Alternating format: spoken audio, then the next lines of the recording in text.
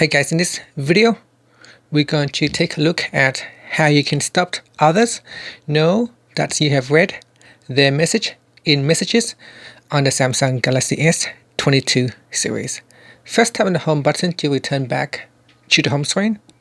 From the home screen, open up the messages app. Then in here, you want to go back to the messages list and then tap on the profile icon.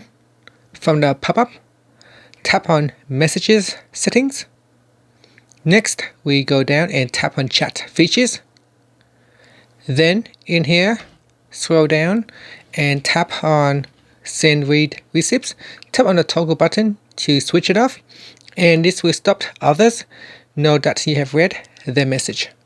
And that's it. Finally, you can tap on the back key to go back to your messages, or tap on the home key to go back to the home screen. Thank you for watching this video. Please subscribe to my channel for more videos.